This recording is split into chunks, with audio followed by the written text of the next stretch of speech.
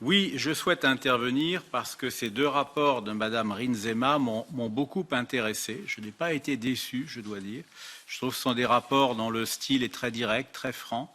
Et je les ai toutefois appréciés différemment. J'aimerais commencer par celui qui est consacré à la subsidiarité, à la proportionnalité, dont il fait le bilan pour les années 2020-2022. Alors, il y a des très très bonnes choses là.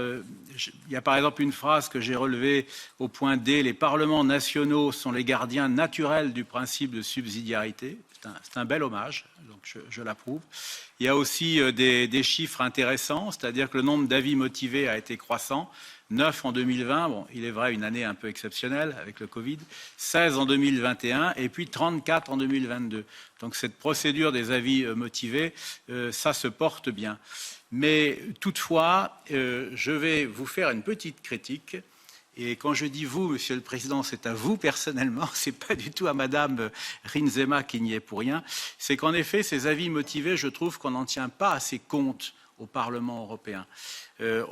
Ils sont à l'ordre du jour de la Commission des affaires juridiques, mais à chaque fois, on les passe très vite. Et c'est dommage parce que, alors parfois, certains peuvent sembler en effet discutables, mais d'autres sont très intéressants. Et c'était le cas aujourd'hui, on est passé à toute vitesse. Il y a quand même 3 parlements nationaux qui nous ont fait des avis motivés, donc mettant en doute la subsidiarité sur la même proposition de règlement. C'est la proposition de règlement établissant un cadre commun pour les services de médias dans le marché intérieur. Et il s'agit du Parlement danois, du Bundesrat allemand et du Parlement hongrois.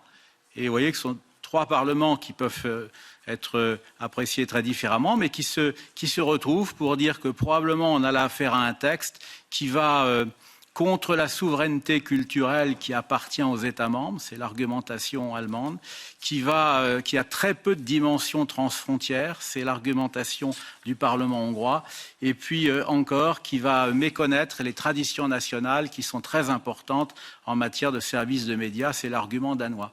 Et ça, je pense que ça mériterait, quand 3 parlements nationaux différents adressent des critiques d'une telle gravité à un texte, ça mériterait probablement qu'on en parle davantage en commission des affaires juridiques et peut-être qu'on se fasse le relais de ce genre de critiques. Toujours pour revenir au rapport de Madame Rinzema, en revanche, je suis totalement d'accord quand elle dit qu'il faut davantage d'analyses d'impact approfondies, puisque ce sont les analyses d'impact approfondies qui permettront aux parlements nationaux de mieux se prononcer sur l'éventuelle violation de la subsidiarité et de la proportionnalité. Et puis, bien sûr, j'approuve chaudement le test PME que la Commission s'est engagée à mettre en œuvre. Ça, c'est très bien. Chaque texte va avoir une sorte de mini-analyse d'impact pour voir quelles seront ses incidences sur les PME. Ça, je m'en réjouis. Donc, vous l'avez compris, j'ai beaucoup apprécié ce premier rapport de Madame Rinzema. Alors, en revanche, le deuxième me surprend davantage, c'est celui qui concerne l'application du droit de l'Union de 2020 à 2022. Alors, il y a des chiffres intéressants, mais moi, j'en tire pas les mêmes conclusions du tout que Madame Rinzema. Alors, voilà ce qu'elle souligne. Il y a 80% d'infractions de moins, d'infractions marché unique, entre 2020 et 2022. C'est-à-dire qu'on avait 903 procédures d'infraction en 2020, on n'en a plus que 551 en 2022, donc ça fait bien moins 80%. Et l'analyse est très bonne, c'est dû, explique la rapporteure, au dialogue entre la Commission et les États, plutôt qu'à une saisine systématique de la Cour de justice de l'Union. Et le dialogue permet donc souvent de désamorcer les problèmes. Alors moi, je m'en réjouis, je crois que c'est la bonne solution. Quand on constate qu'il y a un problème, il faut dialoguer. Souvent, le dialogue permet de trouver des solutions amiables plutôt que de saisir immédiatement la Cour. Et ce n'est pas la position de Mme Rinzema, puisque dans son point 2, elle dit ceci. Le fait de s'appuyer presque exclusivement sur le dialogue et la diplomatie informelle peut conduire soit à un marchandage politique avec les États membres, soit à l'application de 2 poids, 2 mesures de la part de la Commission.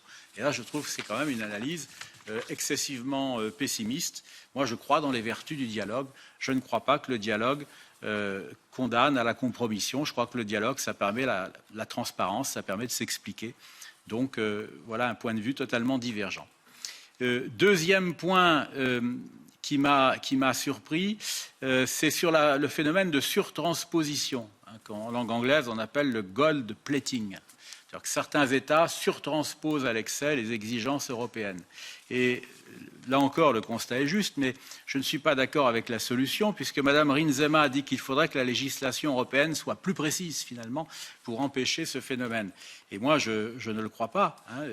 On peut critiquer la surtransposition, mais il n'empêche que c'est une marge de liberté des États. Et il ne faut pas la leur enlever. Si les États souhaitent aller plus loin que le minimum requis par les textes européens, eh bien, c'est leur droit. C'est exactement le principe qui est consacré par les traités. Donc, vous voyez qu'en définitive, sur ce second rapport de Mme Rinzema, il est très intéressant. Les chiffres qui sont donnés sont instructifs, mais en revanche, les analyses personnelles de Mme Rinzema s'éloignent totalement des miennes.